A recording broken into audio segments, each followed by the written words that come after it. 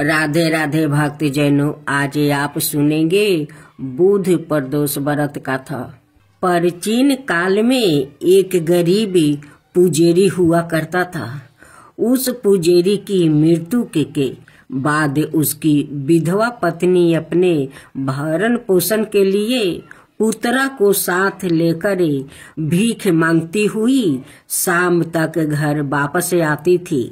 एक दिन उसकी मुलाकात विदर्भ देश के राजकुमार से हुआ, जो कि अपने पिता की मृत्यु के बाद दर दर भटकने लगा था। उसकी यह हालत पुजारी की पत्नी से देखी नहीं गई। वो उस राजकुमार को अपने साथ अपने घर ले आई और पुत्रा जैसे रखने लगी। एक दिन पुजारी की पत्नी अपने साथ दोनों पुत्रा को संडिल ऋषि के आश्रम में ले गई। वहां उसने ऋषि से शिव जी की प्रदोष व्रत की कथा और विधि सुनी और घर जाकर अब वो भी प्रदोष व्रत करने लगी।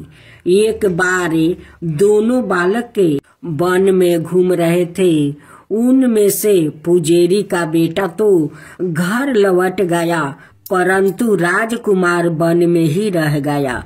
उस राजकुमार ने गंधर्व कन्याओं के कीड़ा करते हुए देखा तो उनसे बात करने लगा। उस कन्या का नाम अंशुमति थी। उस दिन वो राजकुमार घर देरी से लौटा। राजकुमार दूसरे दिन फिर से उसी जगह पहुंचा जहां अंशुमति अपने माता पिता से बात कर रही थी। तभी अंशुमति के माता पिता ने उस राजकुमार को पहचान लिया और उससे कहा कि आप तो विदर्भ नगर के राजकुमार हो ना, आपका नाम धर्मगुप्त है।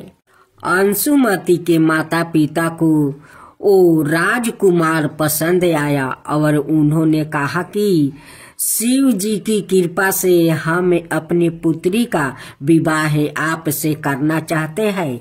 क्या आप इस विवाह के लिए तैयार हैं? राजकुमार ने अपनी स्वीकार कर लिया तो उन दोनों का विवाह संपन्न हुआ।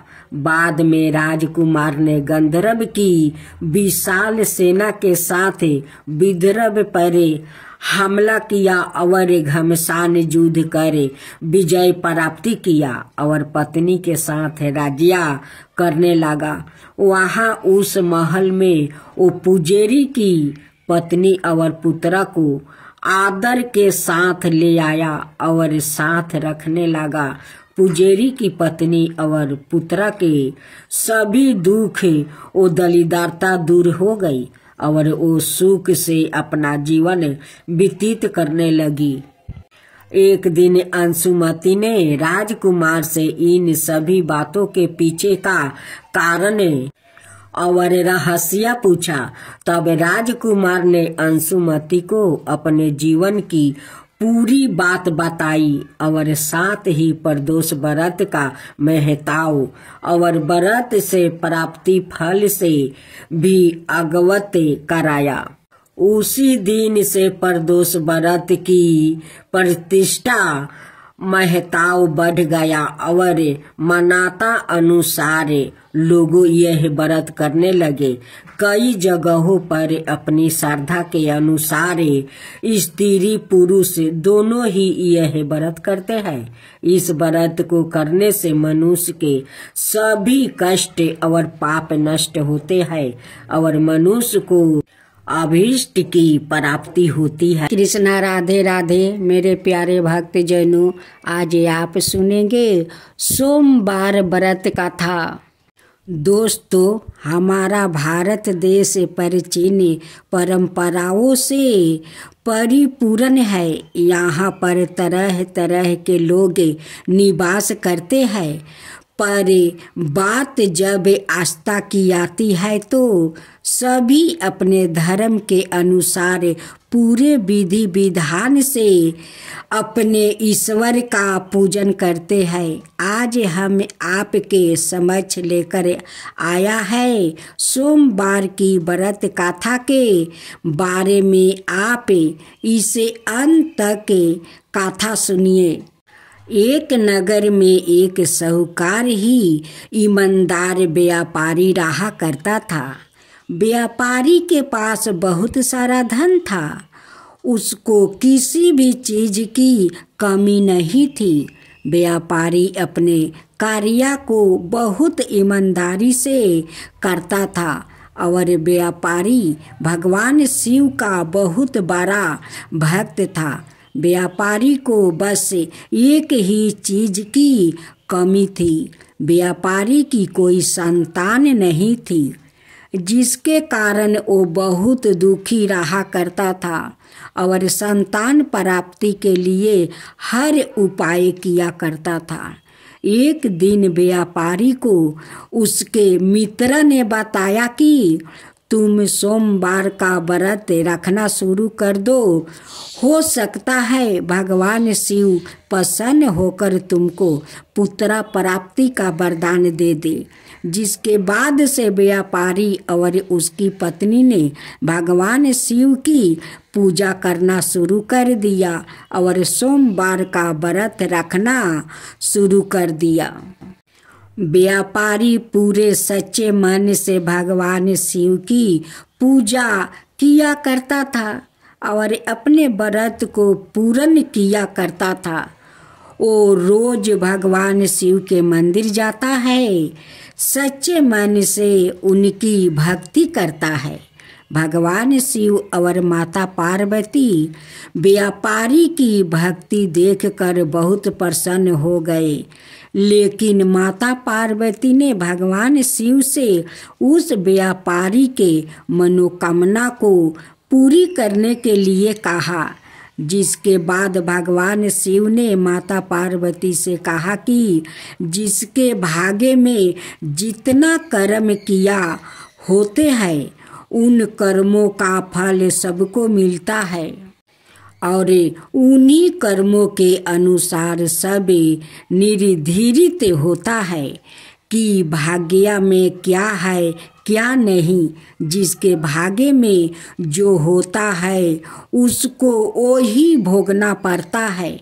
लेकिन माता पार्वती ने भगवान शिव से कहा कि व्यापारी की भक्ति आपके लिए प्रति बहुत अच्छी है, आप उसकी मनोकामना पूर्ण कर दीजिए। जिसके बाद भगवान शिव ने माता पार्वती की बात सुनकर उस व्यापारी को पुत्र प्राप्ति का वरदान दे दिया। लेकिन भगवान शिव ने माता पार्वती से कहा कि मैंने वरदान तो दे दिया है, पर व्यापारी का बेटा सिर पे 12 बरस की आहु तक जीवित रहेगा।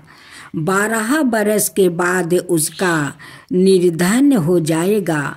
व्यापारी माता पार्वती और भगवान शिव की बातों को सुन रहा था, लेकिन व्यापारी को कोई दुख नहीं था, बल्कि वो अपने पुत्र प्राप्ति के वरदान से बहुत खुश था और व्यापारी खुशी खुशी भगवान शिव की पूजा करता रहता। धीरे धीरे समय बीत गया। कुछ समय के पश्चात व्यापारी की पत्नी को एक लड़के की प्राप्ति हुई। व्यापारी की पत्नी और व्यापारी लड़के की प्राप्ति से बहुत प्रसन्न थे। व्यापारी और उसकी पत्नी अपने पुत्रा के लालन पालन में लाग गया। जैसे ही व्यापारी का पुत्रा 11 बरस का हो गया तो व्यापारी ने अपने पुत्रा के मामा को अपने घर बुलाया और व्यापारी ने पुत्रा के मामा से कहा कि तुम इसको काशी ले जाओ। काशी ले जाकर तुम इसकी शिक्षा पूरी करवाओ। और व्यापारी पुत्रा के मामा से कहा कि तुम जाते समय रास्ते में यज्ञ करवाना और बहुत सारे ब्राह्मणों को भोजन करवाते हुए जाना। जिसके लिए व्यापारी ने पुत्रा के मामा को बहुत सारा धन भी दे दिया। मामा और भांजा काशी के लिए निकल पड़े और रास्ते में बहुत सारे यज्ञ और ब्राह्मणों को भोजन करवाते हुए जाने लगा। कई दिनों की यात्रा करने के बाद दोनों एक नगर पहुँचे, जहाँ का राजा बहुत ही धनी और बलवान था। राजा की एक पुत्री थी। राजा अपनी पुत्री का विवाह एक आँख के अंधे राजकुमार से करवाने जा रहा था। यह बात राजा अपनी पुत्री से छुपाया हुआ था और इस बात से चिंतित था कि कहीं उसकी पुत्री को राजकुमार का सच पता ना चल जाए। राजा ने व्यापारी के लड़के को देखा, तब राजा ने एक योजना बनाई कि वो अपनी पुत्री का विवाह व्यापारी के लड़के के साथ करवा देंगे और शादी होने के बाद व्यापारी के लड़कों को बहुत सारे पैसा देकर राजकुमार से बदल देगा। जिसके बाद राजा ने अपनी पुत्री का विवाह व्यापारी के लड़के के साथ बहुत धूमधाम से करवा दिया और विवाह के बाद व्यापारी के लड़के को धन देकर वहां से जाने के लिए कह दिया। लेकिन व्यापारी का लड़का बहुत ही ईमानदार था। उसने व्यापारी की पुत्री की उनकी ओढ़ने में सारी सच्चाई लिख दिया था कि तुम्हारा विवाह मेरे साथ हुआ है। तुम्हारे पिताजी तुम्हारी शादी एक आँख के अंधे लड़के से करने जा रहे थे और जिसके कारण वो डर रहे थे कि अगर तुम्हें कहीं सच्चाई पता लग जाएगी तो तुम उनके बताए हुए लड़के के साथ नहीं करोगी और तुम्हारे पिताजी ने तुम्हारी शादी मेरे साथ करवा दिया है और मुझे बहुत सारा पैसा देकर वहाँ से विदा कर दिया है। जब राजा की लड़की ने उस ओढ़ने पर लिखा हुआ पढ़ा तो वो बहुत आश्चर्यचकित रह गई और उसको अपने पिताजी पर बहुत क्रोध आने लगा। जब राजा ने अपनी पुत्री को राजकुमार के साथ जाने के लिए कहा तो राजा की पुत्री ने मना कर दिया और अपने पिताजी से कहा कि मैं इस राजकुमार के साथ नहीं जाऊंगी क्योंकि मेरा विवाह इसके साथ नहीं हुआ है। राजा ने अपनी पुत्री की बात मानकर राजकुमार और उसके सभी लोगों को वापस भेज दिया और उधर व्यापारी का पुत्र और उसके मामा दोनों काशी पहुंच गया। काशी पहुंचकर व्यापारी का पुत्र अपनी शिक्षा पूरी करने लगा। 1 बरस के पश्चात जब व्यापारी का पुत्र 12 बरस का हो गया तो उसके जन्मदिन पर उसके मामा ने यज्ञ करवाने का निर्णय ले लिया था। अपने निर्णय के अनुसार वो यज्ञ करवाने के लिए सभी तैयारी कर रहा था। तभी व्यापारी के लड़के ने अपने मामा से कहा कि मामा, मेरी तबीयत कुछ खराब लग रही है। उसके मामा ने कहा, जाओ तुम थोड़ा आराम कर लो। जैसे ही व्यापारी का लड़का आराम करने के लिए कमरे में गया तब भगवान शिव के दिए हुए वरदान के अनुसार व्यापारी के लड़के के 12 बरस पूरे हो चुके थे और उसके अंत का भी समय आ गया था। थोड़ी ही देर में व्यापारी के पुत्र का निर्धन हो गया। जैसे ही यह बात उसके मामा को पता लगी तो थोड़ा जोर जोर से रोने लगा। अचानक से वहाँ से माता पार्वती और भगवान शिव जा रहे थे। उनकी आवाज़ सुनकर माता पार्वती ने भगवान शिव से कहा कि किसी के रोने का आवाज़ आ रहा है। जिसके बाद भगवान शिव और माता पार्वती ने जाकर देखा तो भगवान शिव ने देखा कि यह तो वही व्यापारी का बच्चा है जिसको हमने वरदान दिया था। आज का समय पूरा हो गया है, जिसकी वजह से इसका निर्धन हो गया। माता पार्वती जी ने भगवान शिव से कहा कि आप इसे जीवित कर दीजिए, नहीं तो इसके माता पिता ने यही संकल्प लिया है कि वो अपने पुत्र की मृत्यु के बाद अपने प्राण को त्याग देंगे। जिसके बाद भगवान शिव ने माता पार्वती की बात मानकर व्यापारी के पुत्र को जीवित कर दिया और लंबी आयु का वरदान दे दिया। व्यापारी का लड़का और उसके मामा व्यापारी के लड़के की शिक्षा पूरी करवा कर वापस से उसको काशी से ले जाने लगा और व्यापारी के द्वारा बताए हुए सभी नियमों का पालन करते हुए व्यापारी के पास जाने लगा। व्यापारी का पुत्र और उसके मामा रास्ते में यज्ञ करवाते हुए और ब्राह्मणों को भोजन करवाते हुए जाने लगा।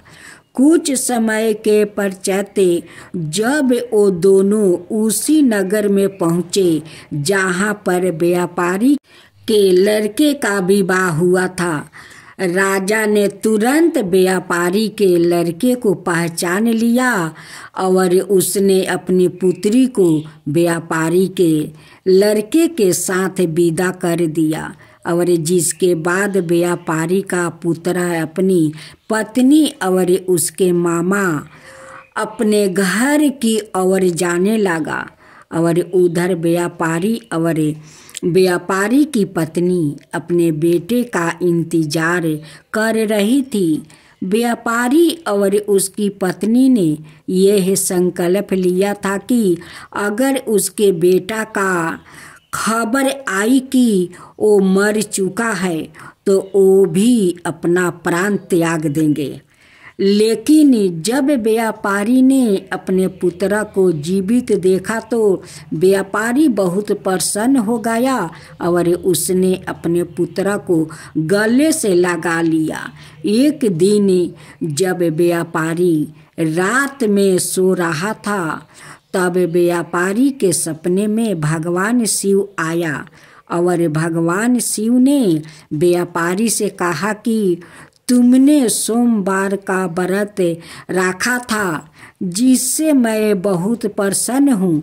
तुम्हारी भक्ति देखकर मैंने तुम्हारे पुत्र को जीवित होने का वरदान दिया है और ठीक उसी प्रकार कोई भी व्याकृत है सोमवार का व्रत रखेगा या इस कथा को सुनेगा तो उसकी भी मनोकामना पूरी होगी। दोस्तों, उम्मीद करती हूँ आपको यह कहानी बहुत पसंद लगी होगी। हे शिव पार्वती, जो कहानी कहे उन पर कृपा करना, जो सुने उन पर कृपा करना। जितने भक्त जनों इस कहानी को सुने उन पर भी कृपा करना, उनकी सारे मनोकामना पूरा करना। हे भोलेनाथ, आपका मैं बारंबार नमस्कार करती हूँ। हे शिव पार्वती, सभी को इच्छा पूरा करना। जय शिवा ओमकारा प्रभु हरे शिवा ओमकारा, ब्रह्मा विष्णु सदा शिव अर्धंगिनी धारा।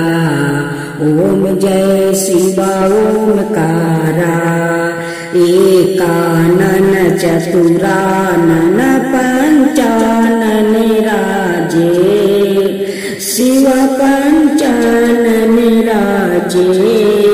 हंसासन गरुड़ासन विषवाहन साजे। ओम जय शिवा ओमकारा, दो भुज चार चतुर भुज दस भुज अति सोहे, तीनों रूप निरखता त्रिभुवन जन मोहे। ओम जय शिवा ओमकारा, अक्षर माला बने माला मुंडी माला तारी, चंदन मृग मद सोहे बोले सुभिकारी।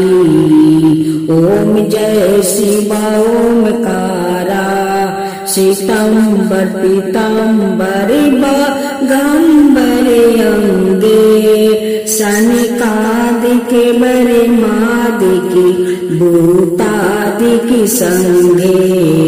ओम जय शिवा ओमकारा, करिके मध्यम कमंडल चक्र त्रिशूल धरता, जग करता जग भरता जग पालन करता। ओम जय शिवा ओमकारा, ब्रह्मा विष्णु सदा शिव जानते अविवेका, प्राण बचर के मध्यम यह तीनों एका। ओम जय शिवा ओमकारा, तिरगुण शिव जी के आरती जो कोई नर गावे, शिवा जो कोई नर गावे। कहत शिवानंद स्वामी मन भजत शिवानंद स्वामी, मन बाचित फल पावे। ओम जय शिवा ओमकारा, जय शिवा ओमकारा।